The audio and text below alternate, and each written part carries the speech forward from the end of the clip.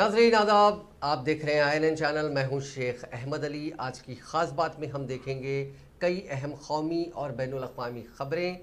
Cruise drugs case में फंसे आर्यन खान की 27 दिन बाद आखिरकार जेल से रिहाई हो गई।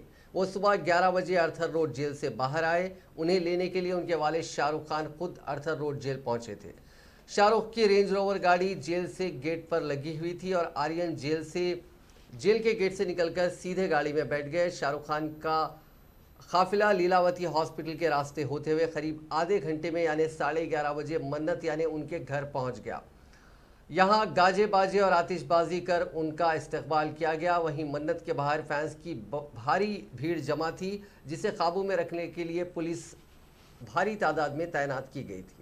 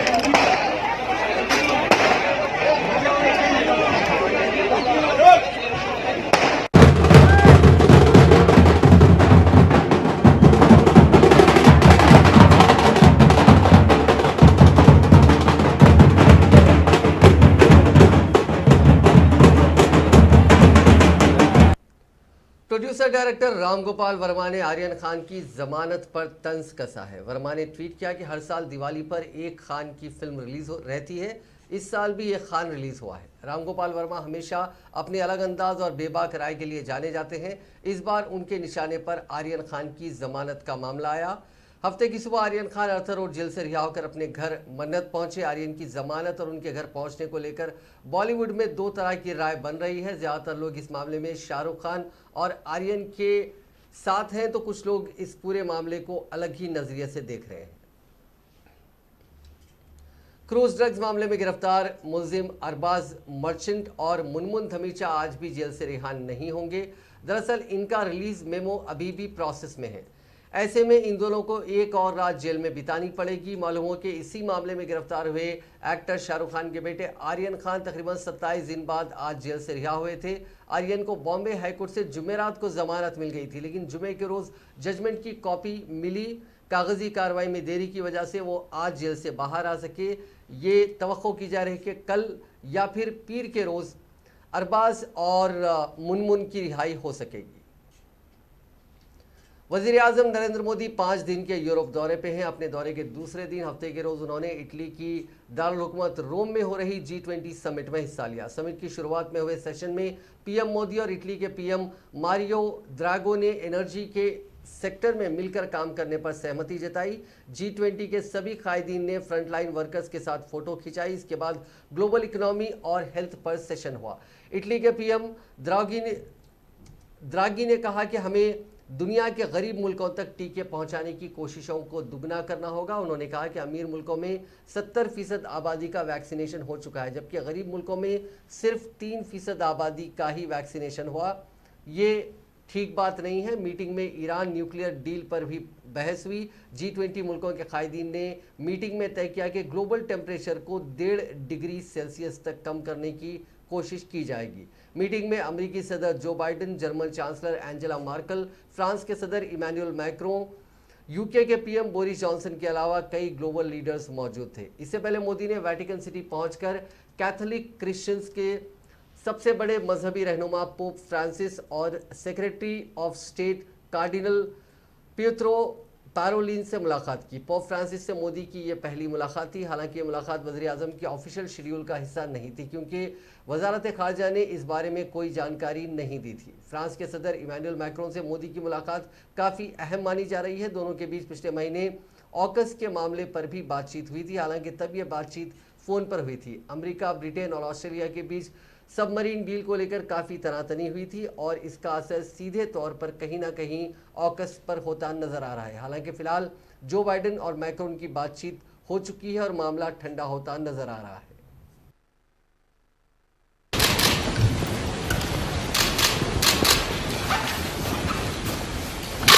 Your Holiness, no, for the candle stand. Thank you. It's very specially made for my country. Thank you. Thank you. This is your most favorite subject, climate. What type of initiative I have taken in my country? I have given a detailed account. Le cose che... Questo per lei, questo è un medaglio fatto qui in Vaticano. Vaticano specially बनाया गया है आपके लिए. Wow. Si dice l'abbondanza, il grano, l'uva, Wow.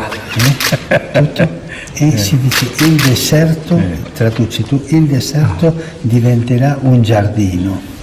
अंगूर है उससे भर जाएगा. Wow. Peace. I have seen for you today. Oh. That's it. And you pray for me. Pray for me. I'll always remember. I'll be happy to receive you. Thank you. Yeah. It's a great honor.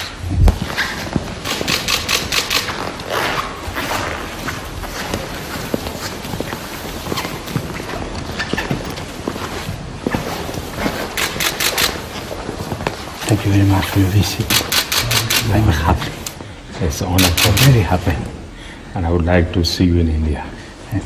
It is my great honor to receive you there. Yes. Thank you. And pray for me, don't forget. मरकजी वजीर दाखिला अमित शाह ने हफ्ते के रोज कहा कि Congress party हमेशा इख्तिदार पर कब्जा करके गलत इस्तेमाल करती है। देहरादून में इंतखाबी मुहिम का आगाज करते हुए अमित शाह ने कहा कि कांग्रेस कभी भी उत्तराखंड का भला नहीं कर सकती, सिर्फ भारतीय जनता पार्टी ही रियासत की तरक्की के लिए सख्त कोशिशें कर सकती है। उन्होंने कहा कि कांग्रेस के दौरे हुकूमत में कोऑपरेटिव पर मबनी तहरीक कमज़ोर पड़ी थी। उन्होंने उत्तराखंड में 4 स्कीमों की इफ्तिताह अवाम को मख्तस और संग बुनियाद रखने के साथ एक जलसे आम के जरिए अगले साल होने वाले असम्बली इंतखाबात के लिए मुहिम का भी ऐलान कर दिया। अमित शाह ने वज़ीर आला घिसियारी कल्याण योजना, कसीर मकसदी कोऑपरेटिव सोसाइटियों के कंप्यूटराइजेशन स्कीम का इफ्तिताह किया और स्टेट कोऑपरेटिव बैंक के तरबियती इमारत का संग बुनियाद रखा। इसके साथ साथ उन्होंने कोऑपरेटिव खवातीन के ग्रुपों को कोऑपरेटिव डिपार्टमेंट की जानिब से 0% सूद पर कर्जों के चेक और खिसियारी स्कीम की खवातीन इस्तेफादा कुनिंदगान में घास के पैकेट भी तकसीम किए। उन्होंने सहकार से समृद्धि पत्रिका का भी इजरा किया। जलसे आम से खिताब करते हुए उन्होंने कहा कि देवभूमि बनाने का काम साबिक वज़ीर आज़म अटल बिहारी वाजपेयी ने किया था। रियासत का मुतालबा करते हुए न जाने कितने जवान शहीद हुए। बीजेपी भी ये मुतालबा उत्तराखंड के नौजवानों के साथ उठा रही थी। याद रहे कि इस वक्त उत्तराखंड के नौजवानों पर किसने गोली चलाई थी। उन्होंने कहा कि साल 2022 में यहाँ होने वाले आम असम्बली इंतखाबात के लिए बीजेपी कारकुनों को पुरजोश करते हुए वज़ीर आज़म नरेंद्र मोदी ने करोड़ों किसानों, खवातीन, मजदूरों वगैरह की फलाह व बहबूद के लिए बहुत अच्छा काम किया है। उत्तराखंड में जितनी भी ग्रामीण सोसाइटियां हैं, इस सब का कंप्यूटराइजेशन करने का काम आज उत्तराखंड ने समाप्त कर दिया है। जब कंप्यूटराइजेशन होता है तो पैक्स के मेंबरान को कभी घपले घोटाले का सामना करने की जरूरत नहीं पड़ती है। जब कंप्यूटराइजेशन हो जाता है तब जिला बैंकों के साथ सीधा जुड़ाव होता है। जिला बैंकों का राज्य सहकारी बैंक के साथ और राज्य सहकारी बैंक का नाबार्ड के साथ जुड़ाव होता है। किसानों की जितनी भी योजनाएं हैं वो पैक्स के माध्यम से सीधे किसान तक पहुंचाने की व्यवस्था हो जाती है। देश में बहुत कम राज्य हैं जिसने एक काम समाप्त किया है। मोदी जी के नेतृत्व में भारत सरकार भी एक कार्य योजना बना रही है जिसके तहत देश भर के सारे एग्रीकल्चर सोसाइटी को, पैक्स को हम कंप्यूटराइज कर जिला बैंक, स्टेट कोऑपरेटिव बैंक और नाबार्ड के साथ जोड़ने का प्रयास करेंगे। अभी योजना बनेगी, मगर योजना के लिए सॉफ्टवेयर बनाना था, मॉडल एक्सेप्ट करना था। नाबार्ड के अधिकारी मेरे पास आए, मैंने उनको कहा कि हमारे धन सिंह ने बनाया है, भाई उत्तराखंड जाकर देख कर आओ, और हो सकता है कि उत्तराखंड के मॉडल को पूरा देश स्वीकार कर पूरा देश उत्तराखंड के मॉडल पर आगे बढ़े। मैं इसलिए पुष्कर सिंह जी और धन सिंह रावत को बहुत बहुत बधाई और शुभकामनाएं देना चाहता हूं। दूसरा बहुत बड़ा काम हुआ है, आज उत्तराखंड में जितनी भी मगरबी बंगाल की वज़ीर आला और तृणमूल कांग्रेस की सरबराह ममता बनर्जी ने हफ्ते को दावा किया कि वज़ीर आज़म नरेंद्र मोदी कांग्रेस की वजह से ताकतवर बनते जा रहे हैं।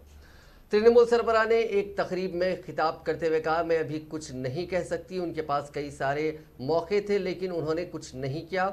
मोदी कांग्रेस की वजह से ज़्यादा ताकतवर बन पाए हैं। मगरबी बंगाल में कांग्रेस ने मेरे खिलाफ इलेक्शन क्यों लड़ा? उन्होंने कहा कि कांग्रेस मोदी जी की टीआरपी है, अब बहुत हो गया, मैं कांग्रेस के बारे में ज़्यादा कुछ नहीं कहना चाहती, मेरी खुद की अपनी पार्टी है।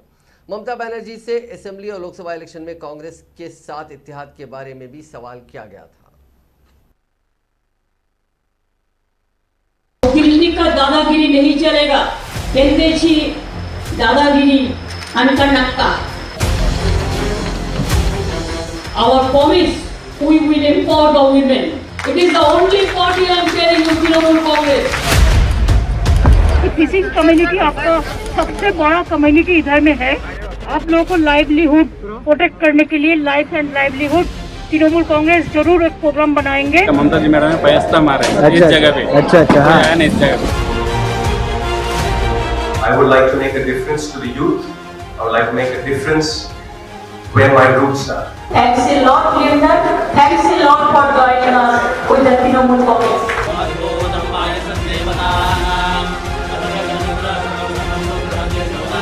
उनकी जो मनोकामना है, ये भगवान जो है हमारा महालसा का मंदिर, ये सभी उनकी मनोकामना पूरी कर दे, वहीं भगवान से मैं प्रार्थना करूँगा।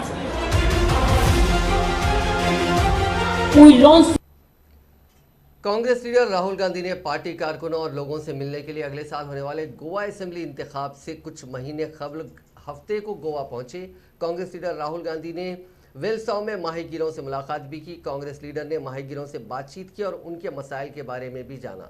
इस दौरान उन्होंने कांग्रेस और बीजेपी का फ़र्क भी जाहिर किया। राहुल गांधी ने कहा कि कांग्रेस का मंशूर झूठे वादों से नहीं बनता है, बल्कि इंतखाबी मंशूर में जो भी शामिल होता है उस पर अमल किया जाता है। साथ ही कांग्रेस लीडर ने कहा कि हम गोवा को आलूदा मुकाम नहीं बनने देंगे, हम इसे कोयले का हब नहीं बनने देंगे, हम सबके लिए माहौलियात को तहफ़्फ़ुज़ फराहम करेंगे।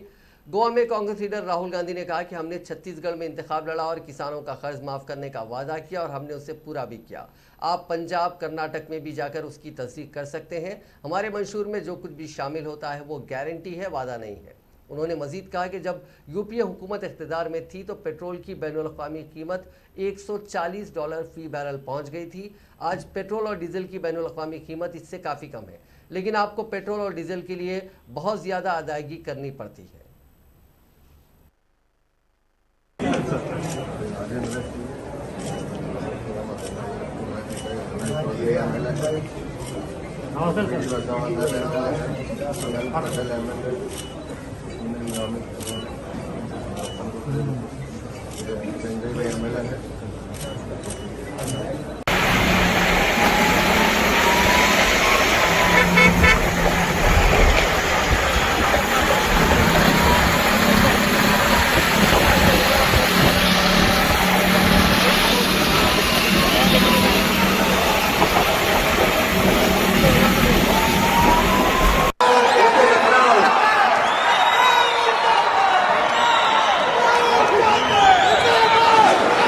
अफेक्टेड लोग आए,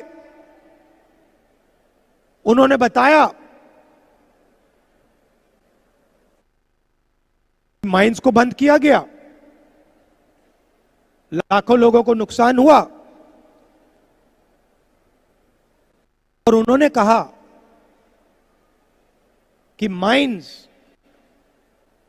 उसी व्यक्ति को दी जाएंगी कि दिल्ली उसी एक व्यक्ति को गोवा की माइंस पकड़ा देगा। तो मैं आपसे पूछना चाहता हूं, ये जो गोवा को दुनिया की सुंदर जगह को ये कोल हब जो बनाया जा रहा है,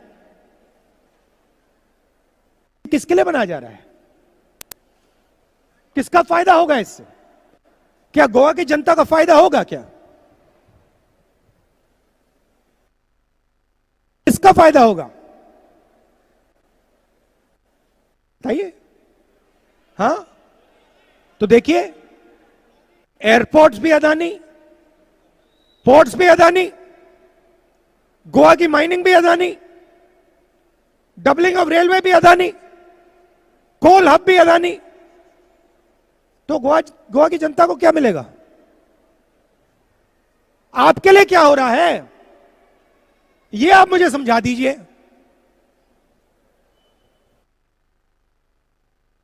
प्रधानमंत्री ने कहा कि अच्छे दिन आएंगे, उन्होंने आपसे यह नहीं बताया कि किसके अच्छे दिन आएंगे, यह बात आपको नहीं बताई उन्होंने।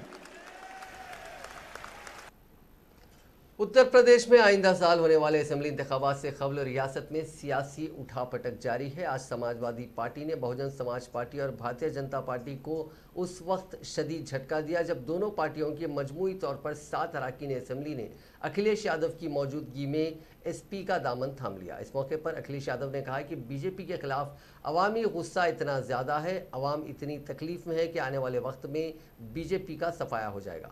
आज बीएसपी के 6 मुअत्तल अरकान असेंबली और बीजेपी के 1 रुकन असेंबली ने एसपी की रुकनियत अख्तियार की। इसके बाद उत्तर प्रदेश के साबिक वज़ीर आला और एसपी सरबराह अखिलेश यादव ने कहा कि बहुत सारे ऐसे लोग हैं जो समाजवादी पार्टी में आना चाहते हैं, आने वाले वक्त में तस्वीर बहुत वाज़े हो जाएगी। उन्होंने मजीद कहा कि बीजेपी ने इंतखाबी मंशूर के वादों को पूरा नहीं किया है। बीजेपी ने वादा किया था कि 2022 तक किसानों की आमदनी दुगनी हो जाएगी, लेकिन ऐसा नहीं हुआ और आज किसान ये जानना चाहते हैं कि उसकी आमदनी कब दुगनी होगी।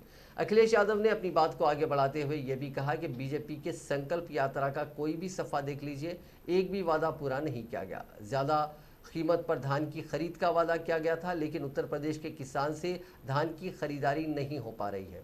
वो मजीद कहते हैं कि वज़ीर आला योगी आदित्यनाथ ने वादा किया था कि झांसी और मथुरा में मेट्रो बनेगी, लेकिन कहीं मेट्रो नहीं बनी। सिर्फ उन्हीं शहरों में मेट्रो का काम हुआ है जो समाजवादी पार्टी के दौर में पास हुए थे। मैं भारतीय जनता पार्टी से शामिल हो रहे राकेश राठौर जी का स्वागत करता हूं। बहुजन समाज पार्टी के विधायक रही श्रीमती सुषमा पटेल जी का स्वागत करता हूं।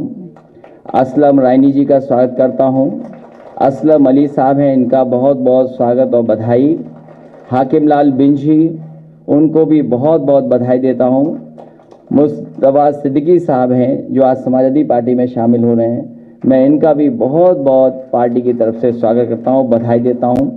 साथ ही साथ शैलेंद्र साहू हैं, उनका स्वागत। सुरेश निषाद जी का स्वागत। श्रीमती माधुरी श्रीवास का भी स्वागत। और साथ ही साथ बड़ी संख्या में लोग समाजवादी पार्टी के समर्थन में आए हैं। कैप्टन अमरिंदर सिंह पंजाब में नई सियासी पारी खेलने तय कर चुके हैं। अमरिंदर ने कांग्रेस कायदीन के साथ किसी तरह की बातचीत से इनकार किया। उन्होंने कहा कि अब तालमेल का वक्त नहीं बचा। उन्होंने कहा कि काफ़ी सोच विचार कर उन्होंने कांग्रेस छोड़ने का फैसला लिया है और वो उस पर कायम है। उन्होंने सोनिया गांधी के सपोर्ट के लिए उनका शुक्रिया अदा करते हुए कहा कि वो अब कांग्रेस में नहीं रहेंगे। कैप्टन को लेकर बातचीत थी कि कांग्रेस के कुछ सीनियर कायदीन ने उनसे बातचीत की है, उन्हें कांग्रेस में ही रोकने की कोशिश की जा रही है। हालांकि अमरिंदर ने इन बातों को नकार दिया। उन्होंने फिर कहा कि मैं जल्द ही अपनी पार्टी लॉन्च करूंगा, जिसमें बीजेपी और अकाली दल के बागी धड़े के साथ पंजाब इलेक्शन लड़ेंगे। हालांकि ये सब किसान तहरीक का मुद्दा हल होने के बाद ही होगा। उन्होंने कहा कि पंजाब और किसानों के मफाद में वो एक मजबूत ताकत बनाएंगे। हालांकि कैप्टन को लेकर पंजाब से लेकर दिल्ली तक कांग्रेस की तशवीश ज़रूर बढ़ गई है। कांग्रेस को अगले असेंबली इंतखाबात में कैडर वोट बांटने का डर सता रहा है। कांग्रेस समझ चुकी है कि अमरिंदर भले ही ना जीत सकें, लेकिन उनकी जीत के लिए खतरा ज़रूर बनेंगे। कांग्रेस अमरिंदर को नई पार्टी बनाना, इलेक्शन लड़ने से रोकना चाहती है। इसके लिए कांग्रेस के कुछ सीनियर कायदीन से उनकी मुलाकात और बातचीत हुई। हालांकि अमरिंदर ने उन्हें वाज़े जवाब दे दिया है। 3 ज़राए कानूनों की मुखालिफत में पिछले 11 महीनों से बंद हरियाणा का टिकरी बॉर्डर 2 व्हीलर, पैदल और एम्बुलेंस के लिए आज से खोल दिया गया। किसान कायदीन के साथ दिल्ली और हरियाणा पुलिस के अहदेदारों की हुई मीटिंग के बाद कुछ सहमति बनी है। इसके तहत सुबह 7 से शाम 8 बजे तक बॉर्डर खुला रहेगा। इसके लिए सड़क के एक साइड 2-2 फीट दोनों तरफ से बैरिकेड्स भी हटा दिए गए हैं। दरअसल हफ्ते को किसान कायदीन के साथ बहादुरगढ़ के डीएसपी और दिल्ली के मुड़का पुलिस स्टेशन के इंचार्ज की मीटिंग बॉर्डर पर ही हुई। इस मीटिंग से पहले किसानों ने अपना एक डेलीगेशन भेजा था, जिनके साथ मीटिंग की गई थी। आलमी बाजार में जुमे को खाम तेल के बुलंद तरीन सतह पर कायम रहने के दरमियान पेट्रोल डीजल की कीमतों में घरेलू सतह पर मुसलसिल तीसरे दिन इजाफा जारी रहा। सरकारी ऑयल मार्केटिंग कंपनियों ने हफ्ते को मुसलसिल चौथे दिन इन दोनों की कीमतों में 35 पैसे फी लीटर का इजाफा किया, जिसके बाद कौमी दारुल हुकूमत नई दिल्ली में पेट्रोल 108 रुपये 99 पैसे फी लीटर और डीजल 97 रुपये 72 पैसे फी लीटर की अब तक के रिकॉर्ड सतह पर पहुंच गया।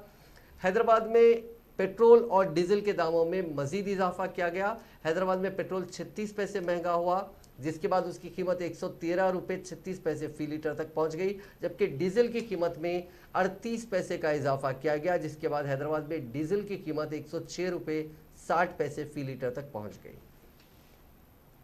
अब बात कोरोना वायरस की। पिछले 24 घंटों में कोरोना वायरस के 5,27,532 नए मामला दर्ज हुए। इसी दौरान 8,472 अफराद की मौत हुई। इस इजाफे के बाद दुनिया भर में कोरोना से मुतासरीन का मजमूई आंकड़ा 24,69,87,408 हो गया, जबकि मरने वालों की तादाद 50 लाख को क्रॉस कर 50,08,167 तक पहुंच गई है। अब तक 22,37,14,947 अफराद ने कोरोना को मात दी है। हालांकि अब भी दुनिया भर में 1,82,64,294 अफराद का इलाज जारी है। रूस में कोरोना इन्फेक्शन के मामले तेजी से बढ़ने के बाद सख्ती बढ़ा दी गई है। हफ्ते के रोज यहां 40,000 से ज्यादा केसेस आए। इसके बाद मुल्क भर में पेड हॉलीडे डिक्लेयर कर दिया गया, यानी लोगों को जबरदस्ती छुट्टी दी जा रही है ताकि वो घर में ही रहें और कोरोना के मामले ना बढ़ें। अब 7 नवंबर तक रशिया में जरूरी खिदमात को छोड़कर सब कुछ बंद रहेगा। बीते 24 घंटों में आए कोरोना के मामले इन्फेक्शन की शुरुआत से अब तक आए एक दिन के मामलों में सबसे ज्यादा है। कोरोना इन्फेक्शन की शुरुआत में रूस ने कम शहरों में लॉकडाउन लगाया था। बाद में मुल्क ने लॉकडाउन खत्म कर तेजी से लोगों का वैक्सीनेशन शुरू कर दिया था। रूस की सरकार के मुताबिक अब तक मुल्क की 32.5% आबादी पूरी तरह से वैक्सीनेट हो चुकी है। पिछले कुछ दिनों में छुट्टियां पड़ने के बाद रूस की 1/3 आबादी ने अलग अलग जगहों पर घूमने का प्रोग्राम बनाया था। एक्सपर्ट्स ने इस बात पर तशवीश का इजहार किया है। मॉस्को में इस हफ्ते भी सभी गैर ज़रूरी खिदमात पर रोक लगा दी गई थी। रूस की सरकार पर कोरोना के आंकड़ों में हेरफेर करने का भी इल्ज़ाम लगा है। वहाँ करीब हुकूमत की गिनती से दुगने से ज़्यादा लोगों के इन्फेक्शन से अमवात हो रही है। चीन में भी कोरोना के मामले तेज़ी से बढ़ रहे हैं। यहाँ 17 से 29 अक्टूबर के बीच कोरोना इन्फेक्शन के 377 मामले सामने आए हैं। हिंदुस्तान में गुज़िश्ता 24 घंटों के दौरान कोरोना वायरस के 14,000 से ज़्यादा मामले दर्ज किए गए। इस दरमियान मुल्क में जुमे के रोज़ 56,91,175 अफराद को कोरोना के टीके लगाए गए और अब तक 1,05 लाख से ज़्यादा कोविड वैक्सीन लगाई जा चुकी है। हफ्ते की सुबह मरकज़ी वजारत सेहत की तरफ से जारी करदा आदाद शुमार के मुताबिक गुज़िश्ता 24 घंटों में कोरोना के 14,313 नए मामले सामने आने के साथ ही मुतासरीन के आदाद शुमार बढ़कर 3,42,30,663 हो गए। इस दौरान 13,543 मरीजों की सेहतयाबी के बाद इस वबा को शिकस्त देने वाले अफराद की कुल तादाद 33,60,09,059 हो गई है। एक्टिव केसेस 221 इजाफे से 1,64,382 हो गए हैं। इसी अरसे में 549 मरीजों की मौत के बाद अमवात की तादाद 4,56,332 हो गई है। अमेरिका में अब 5 से 11 साल के बच्चों को भी कोरोना वैक्सीन लगाई जाएगी। फाइजर इंक और बायोएनटेक एससी के कोविड टीके को फूड एंड ड्रग्स एडमिनिस्ट्रेशन यानी एफडीए की मंजूरी मिल गई है। माना जा रहा है कि अगले हफ्ते से यूएस के 2,80,00,000 बच्चों का वैक्सीनेशन शुरू हो सकता है। कोरोना वबा के खिलाफ लड़ाई में इसे एक बड़ा पड़ाव माना जा रहा है। बच्चों के वैक्सीनेशन मुहिम का एक नया फेज शुरू होगा। बच्चों को वैक्सीन लगाने से पहले सीडीसी की वैक्सीनेशन एडवाइजरी कमेटी की एक मीटिंग होगी। वैक्सीन किसे लगाई जाए और इसे लगाते वक्त किन बातों का ध्यान रखा जाए, इसे लेकर मीटिंग में बातचीत होगी। पैनल की मीटिंग 2 और 3 नवंबर को होनी है। इसके बाद सीडीसी के डायरेक्टर रोशेल वॉलिंस्की एडवाइजर्स की गाइडलाइंस पर साइन करेंगे। एफडीए ने जुमे के रोज डोज का शिपमेंट शुरू करने की इजाज़त दी है। यह पहली बार है जब अमेरिका ने नौजवानों के लिए रेगुलर फाइजर डोज के अलावा कुछ और भी सजेस्ट किया है।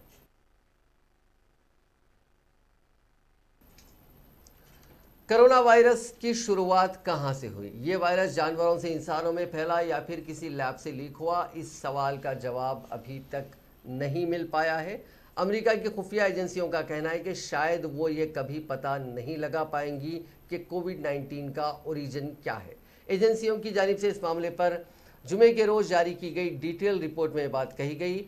Office of the US director of national intelligence ODNI ने अपनी रिपोर्ट में कहा कि कोरोना का नेचुरल ओरिजिन है या फिर लैब से लीक होकर पहले इंसानों तक पहुंचा, ये दोनों वजह ही फिलहाल एक ओपिनियन है, एक ख्याल है। एक्सपर्ट्स इन दोनों में से किसी एक वजह पर सहमति नहीं बना पाए हैं। रिपोर्ट में उन दावों को भी खारिज किया गया कि कोरोना वायरस को बायो वेपन के तौर पर डेवलप किया गया है। जो लोग इस थियरी की तायद करते हैं उनकी वुहान इंस्टीट्यूट ऑफ वायरोलॉजी तक सीधी पहुंच नहीं है। ये लोग गलत जानकारी फैला रहे हैं। अमेरिकी सदर जो बाइडेन के इंतजामिया ने अगस्त में कोविड-19 के ओरिजिन को लेकर रिपोर्ट जारी की थी। इसके 90 दिन बाद ये अपडेटेड रिपोर्ट सामने आई है। दुनिया भर में फैली इस वबा के लिए चीन को कितना मुजरिम करार दिया जाए, इस मसले पर अमेरिका में गहरी सियासी लड़ाई जारी है। चीन ने इस रिपोर्ट पर सवाल खड़े किए हैं। वॉशिंगटन में चीनी एम्बेसी के तर्जुमान लियो पेंगवी ने कहा कि कोरोना का ओरिजिनेशन का पता चलाने के लिए अमेरिकी साइंटिस्ट के बजाय खुफिया एजेंसियों पर भरोसा करना गलत है। ये पूरी तरह से एक सियासी कदम है। इससे अब तक साइंस पर मबनी रिसर्च मुतासिर होगी। साथ ही दुनिया भर में वायरस का ओरिजिन पता लगाने के लिए जो कोशिशें हुई हैं उन पर भी इसका असर पड़ेगा। हिंदुस्तान और न्यूजीलैंड के खिलाफ 31 अक्टूबर को T20 आलमी कप का एक इंतहाई अहम मुकाबला खेले जाने वाला है। इससे कबल आज हिंदुस्तानी कप्तान विराट कोहली ने हिंदुस्तानी गेंदबाज मोहम्मद शामी के खिलाफ सोशल मीडिया पर उठ रही आवाज़ों पर अपना सख्त रद्द-ए-अमल जाहिर किया। पाकिस्तान से हिंदुस्तान की शिकस्त के बाद मोहम्मद शामी की ट्रोलिंग पर नाराज़ होते हुए विराट ने कहा कि बतौर एक खिलाड़ी हमारा काम खेलना है, बाहर लोग क्या बोलते हैं हम इस पर ध्यान नहीं देते, हमारी पूरी तवज्जो मैच पर है, ना कि इस तरह के ड्रामे पर। मोहम्मद शामी की ट्रोलिंग पर तबसरा करते हुए विराट कोहली ने यह भी कहा कि सोशल मीडिया पर कुछ लोग हैं जो अपनी शिनाख्त छुपाकर इस तरह की हरकत करते हैं। आज के दौर में ये चीज़ें आम हैं। जब हम पर इस तरह से लोग तोहमत लगाते हैं तो हमारी कोशिश ये होती है कि अपने ड्रेसिंग रूम के माहौल को अच्छा बनाए रखें। बाहर जो भी नौटंकी होती है वो पूरी तरह से वैसे लोगों की जहनीत को बताती है जो इस तरह की हरकत करते हैं। लोग नहीं खेलते हैं, कभी हम खेले नहीं है और ना ही आगे खेलेंगे।